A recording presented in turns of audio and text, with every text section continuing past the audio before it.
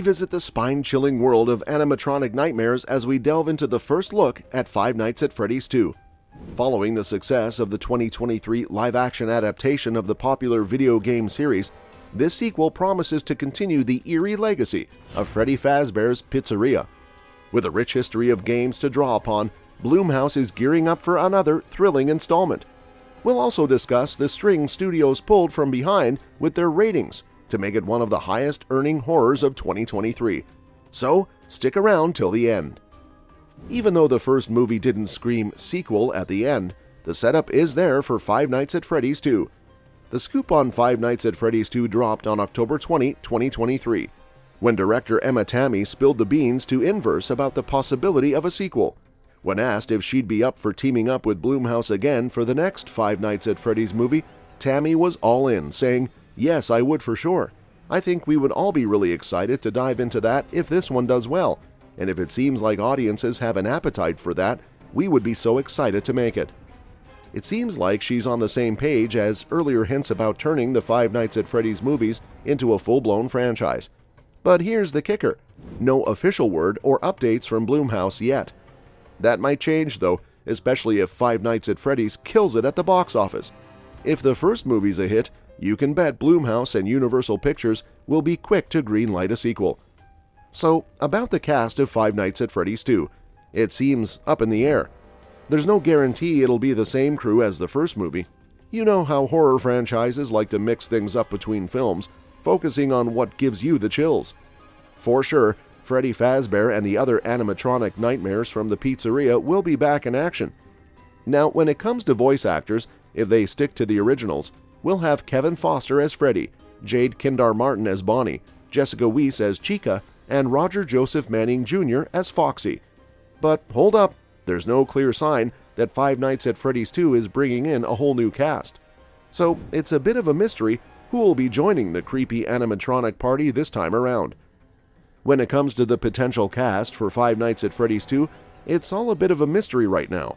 We could see some familiar faces from the first movie making a comeback, like Josh Hutcherson, you know, from The Hunger Games and Bridge to Terabithia, possibly returning as Mike Schmidt, Piper Rubio from Holly and Ivy, reprising her role as Abby, and Elizabeth Lail, the one from You and Gossip Girl, possibly making a return as Vanessa.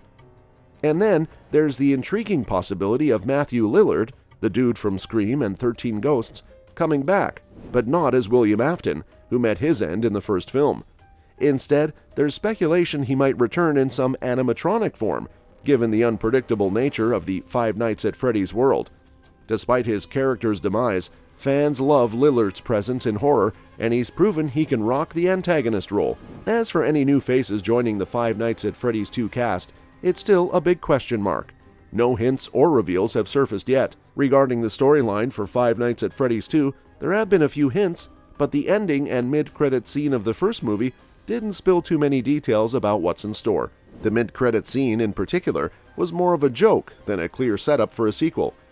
In it, the little toy clown that kept scaring Mike throughout the film pulls a prank on the taxi driver, adding a funny twist to the movie's events. While it hints at other supernatural entities in the FNAF universe, it doesn't explicitly set the stage for Five Nights at Freddy's 2. The ending of the first film did leave some loose ends that might be tackled in the next installment. A significant cliffhanger revolves around whether Vanessa, who confronted her father and holds crucial knowledge about Freddy Fazbear's Pizzeria, will wake up from her coma. Leaving her story hanging would feel abrupt. One noteworthy detail is that Mike didn't destroy Freddy Fazbear's Pizza, and William died inside it. There's potential for him to return as a new twisted animatronic menace in Five Nights at Freddy's 2, but until a sequel is confirmed, the plot direction for the next chapter in the franchise remains uncertain. The storyline could take a variety of twists and turns if and when the sequel is greenlit. Now, let's switch things up and discuss why Five Nights at Freddy's is rated PG-13 and not R. So, there are a few reasons behind this decision. The Motion Picture Association of America flagged the movie for strong violent content, bloody images, and language, all of which are typical elements seen in a PG-13 rated film.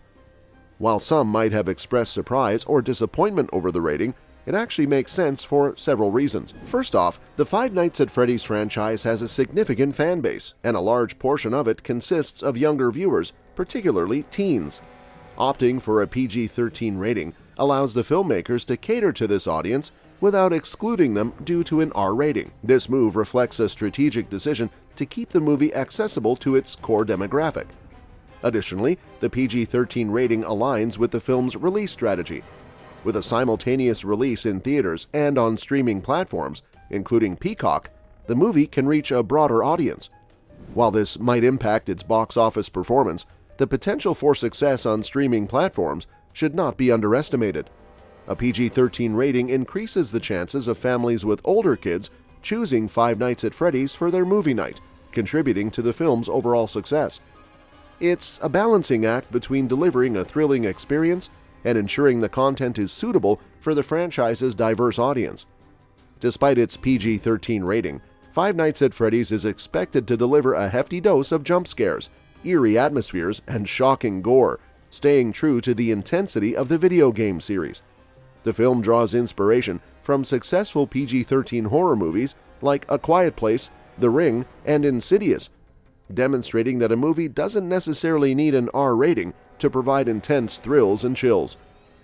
Given that Scott Cawthon, the creator of Five Nights at Freddy's, is involved in the film's production, it's likely to closely follow the source material. Fans can anticipate a gripping narrative where Josh Hutcherson's character Mike and his younger sister Abby must navigate the dangers posed by the murderous animatronics to avoid meeting a grim fate, potentially being stuffed inside a spare animatronic exoskeleton. Five Nights at Freddy's is not suitable for young children. According to the MPAA, the film's content, including violence, imagery, and language, places it in the PG-13 category, indicating that it may not be suitable for children under 13 years old without adult supervision. While younger viewers can attend theatrical screenings with an accompanying adult, parents are advised to exercise caution, especially considering the movie's availability on streaming platforms like Peacock.